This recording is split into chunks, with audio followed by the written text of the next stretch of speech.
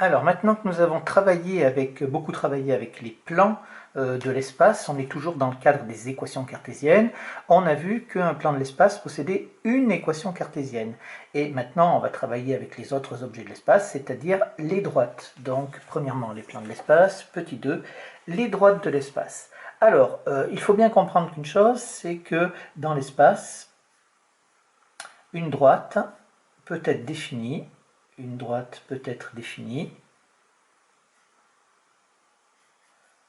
comme l'intersection, comme étant l'intersection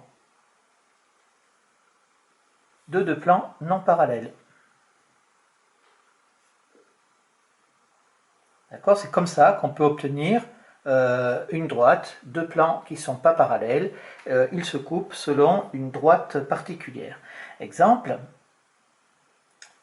si je prends le plan P1 qui a pour équation, eh bien, je vais prendre 2x plus 3y moins 2z plus 5 égale 0, je prends à peu près n'importe quoi. Et si je prends P2, qui va être donc 3x, et je vais prendre moins y, plus 12, est égal à, oh, plus 12 c'est peut-être un peu trop, plus 1 est égal à 0. Allez, ça nous fera un petit peu moins de calcul. Plus 1 est égal à 0 ici. J'ai donc ces deux plans. Donc déjà, on remarque que N1, qui a pour coordonnées 2, 3 et moins 2, est un vecteur. Et alors je vais prendre N2, je vais prendre le vecteur, c'est-à-dire 3, moins 1 et 0, sont des vecteurs directeurs, des vecteurs normaux, pardon, des vecteurs normaux A, P1 et P2. D'accord, respectivement. Bien évidemment, ces deux vecteurs N1 et N2 ne sont pas collinaires.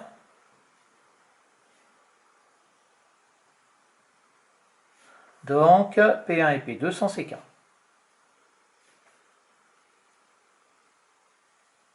Ça, c'est la même chose. Pourquoi est-ce qu'ils sont placolinaires? Je ne le refais pas, on l'a fait déjà plein de fois dans les exercices. N2, il a pour coordonnée 0 ici, sa troisième coordonnée. La troisième coordonnée de N1 est différente de 0.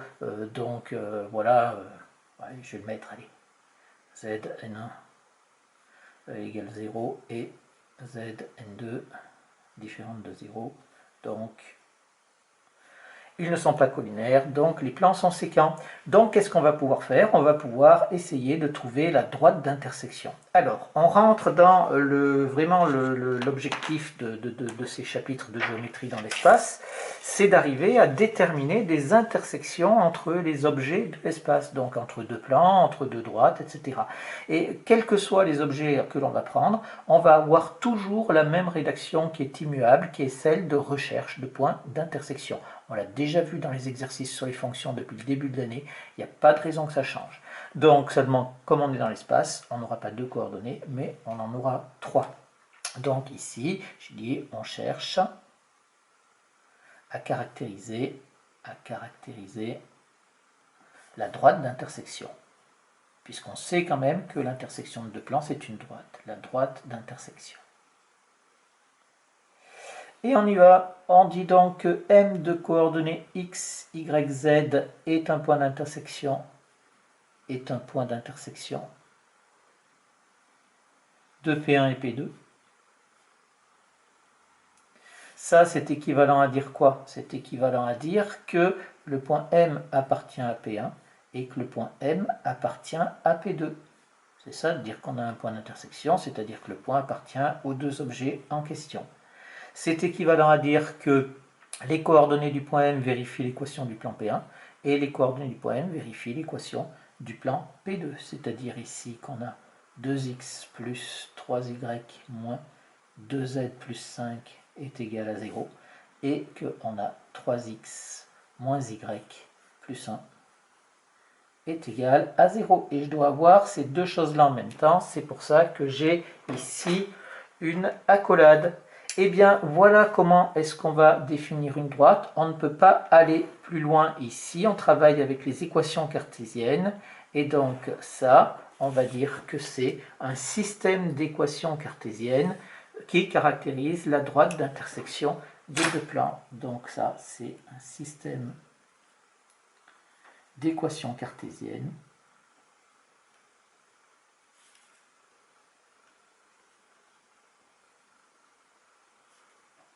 qui caractérise la droite d'intersection.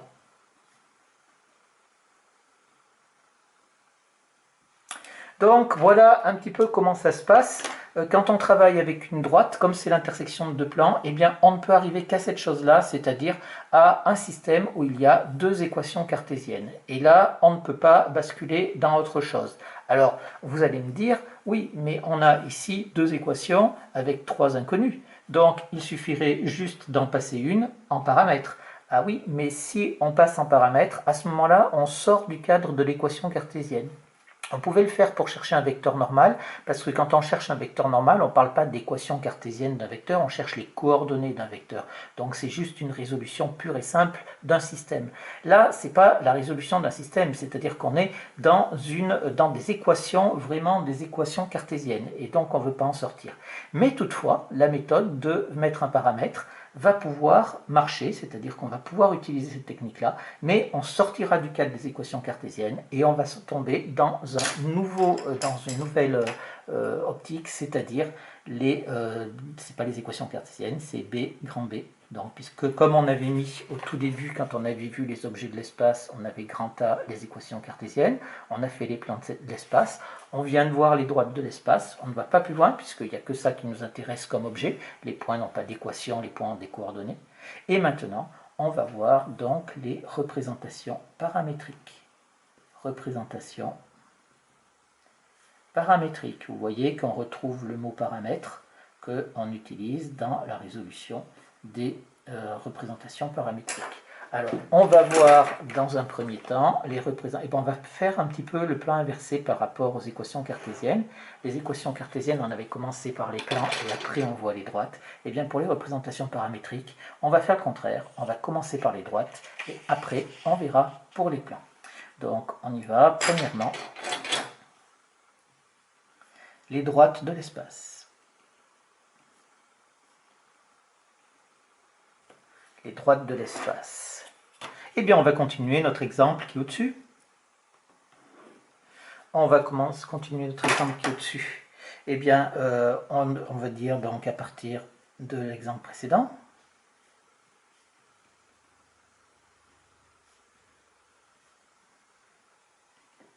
Eh bien, qu'est-ce que je vais faire? Je vais faire donc ici, je vais prendre un paramètre. Alors, je le laisse un petit peu. Je prends un paramètre. Ici, vous êtes d'accord, j'ai x, y, z. Le plus simple, c'est que je prenne x en paramètre, puisque j'ai y qui est tout seul ici. Donc, il va être facile à calculer. Je vais prendre donc x en paramètre. On obtient donc ici, j'ai x égale t avec t qui appartient à R. Je vais avoir maintenant, je vais remplacer dans la deuxième 3x moins y est égal à 1, ça nous fait donc y est égal à 1 plus 3t. Et là-haut, ça va me faire, donc je vais pouvoir tout remplacer, ça me fait 2x, c'est-à-dire 2t, plus 3y, ça nous fait plus 3 facteur de 1 plus 3t. Je vérifie que je ne me suis pas trompé, hein, y de l'autre côté, 1 plus 3t, c'est bon. Moins 2z plus 5 est égal à 0.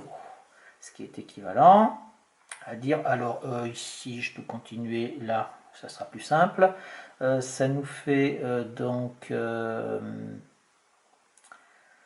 2t, alors je compte ici, ça nous fait moins 2z. Qui est égal à, alors les t, j'ai 2t plus 3, 3 fois 3, 9, ça fait 9, ça fait 11t, que je vais passer de l'autre côté, ça nous fait moins 11t, et les nombres, j'ai 3 fois 1, 3, 3 plus 5, ça fait 8, ça nous fait donc moins 8, moins 11t.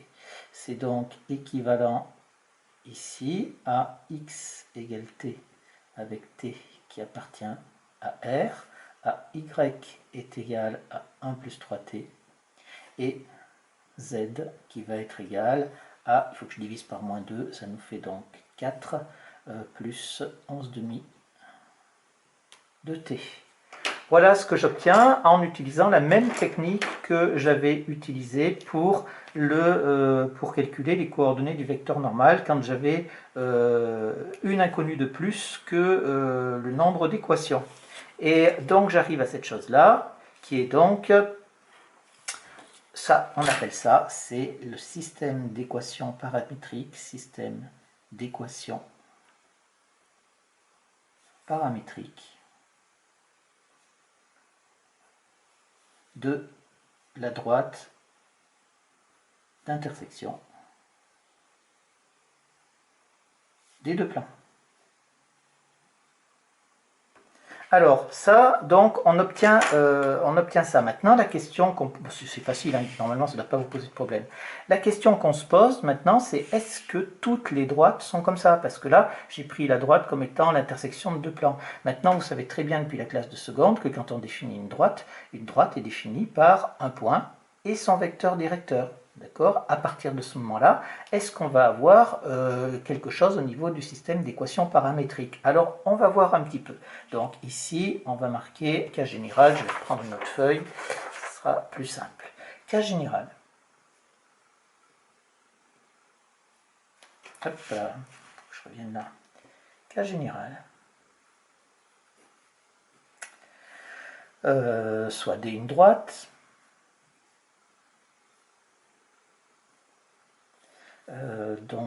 Ayant pour vecteur directeur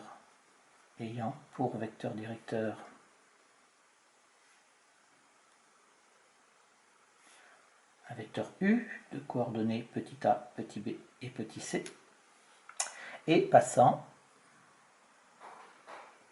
par le point A, par exemple, de coordonnées xa, yk et za. Maintenant, si je veux dire qu'un point M de l'espace, je dis M de coordonnées x, y, z, appartient à la droite D. Ça, c'est équivalent, on l'a vu en classe de seconde, et c'est toujours valable, c'est équivalent à dire que le vecteur AM et le vecteur U sont colinéaires. C'est ça, hein, ça veut dire qu'un point M appartient à une droite qui passe par le point A, c'est que n'importe quel le vecteur AM, automatiquement, il sera obligatoirement colinéaire au vecteur directeur, autrement ça ne marcherait pas. Ce qui est équivalent, on reprend la définition de la collinéarité vue en classe de seconde, qui est valable dans le plan, mais qui est valable aussi dans l'espace, c'est il existe K appartenant à R, tel que le vecteur AM est égal à, alors je ne vais pas prendre, si il est égal à K fois le vecteur U. Allez, je vais le prendre comme ça, je l'ai pris avec K, je le laisse avec K. Donc maintenant, je prends mes coordonnées du vecteur AM, on est bien d'accord que c'est x moins xa, y moins yk et z moins za. J'ai mon vecteur U qui a pour coordonnées petit a, petit b et petit c. Donc c'est équivalent à dire quoi? Je traduis mon égalité vectorielle avec les coordonnées des deux vecteurs, c'est-à-dire x moins xa est égal à k fois y moins yk est égal à k fois b et z moins za est égal à k fois c. Et ici, bien sûr, k appartient à R. On ne sait pas, il existe k, je le mets comme ça, de cette façon. Et ici, donc déjà, ça ressemble beaucoup à quelque chose qu'on avait retrouvé ici. Donc ici, c'est équivalent à dire, pour avoir vraiment une cohérence, x est égal à xa plus ka, y est égal à yk plus kb, et z est égal à za plus kc, k appartenant à R. Et voilà, donc ici, ça c'est le système d'équations paramétriques de la droite D. Donc qu'on passe par l'intersection de deux plans. ou qu'on passe par la définition d'une droite du fait qu'un point M appartient à une droite, on retombe exactement sur la même chose. Système d'équations paramétriques de la droite D. Donc on va pouvoir mettre une propriété.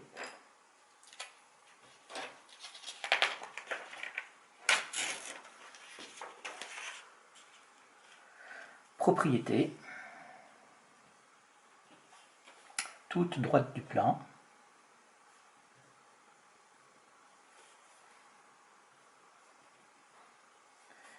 ayant pour vecteur directeur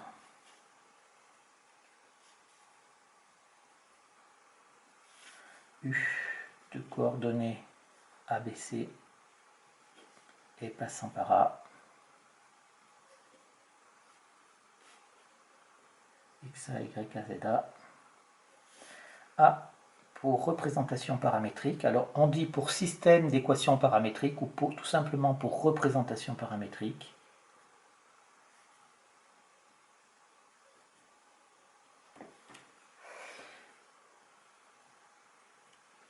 X est égal à XA plus KA, Y est égal à YA plus KB, et Z est égal à ZA plus KC, K appartenant à R.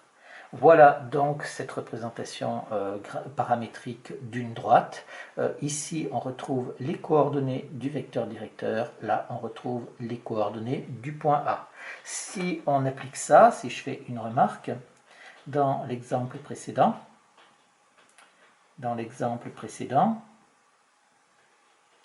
alors, qu'est-ce qu'on obtenait pour notre droite dans l'exemple précédent?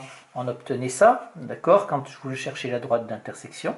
Donc, on avait cette chose-là. Si je veux dire, donc, c'est la droite d'intersection des deux plans. La droite d'intersection des deux plans. A pour vecteur directeur.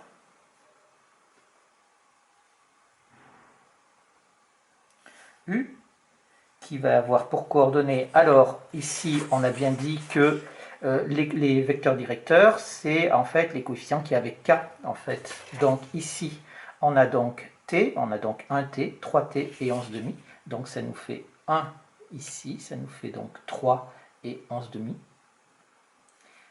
et elle passe par le point A, le point A c'est ici, c'est bon, je peux prendre, non j'avais déjà le point A qui était pris, donc je vais prendre le point B. Le point B qui a pour coordonnées, donc ici, x égale t, ça nous fait x égale 0 plus t, donc ça nous fait 0 pour l'abscisse, 1 pour l'ordonnée, ici, et 4 pour la cote. Attention, ici, ça c'est très important, attention, il existe une infinité de représentations, paramétriques,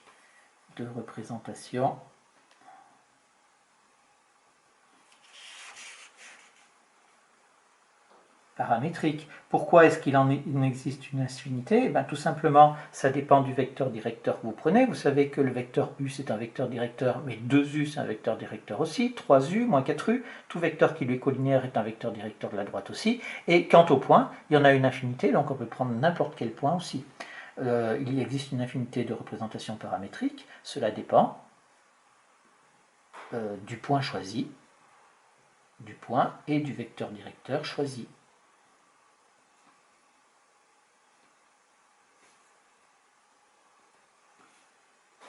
Voilà, donc voilà ce que c'est une représentation paramétrique d'une droite. Donc maintenant on sait faire, je n'ai pas besoin de faire d'exercice type parce que j'ai amené ça grâce à l'intersection de deux plans. Donc on sait faire l'intersection de deux plans et aller jusqu'à la représentation paramétrique de la droite en question. Ça on travaillera quasiment jamais avec le système d'équations cartésiennes parce que c'est pas très pratique. Donc on va toujours aller jusqu'au système paramétrique. Et bien entendu, on peut aussi, si on nous donne une droite avec un vecteur directeur et un point, on est capable de donner directement le système, la représentation paramétrique grâce à cette propriété qu'on a démontrée plus haut. Voilà, on verra après les exercices, quand on aura fait les exercices, on verra ce qui se passe pour les plans de l'espace. Et puis on aura peut-être quelques compléments à mettre par-ci par-là.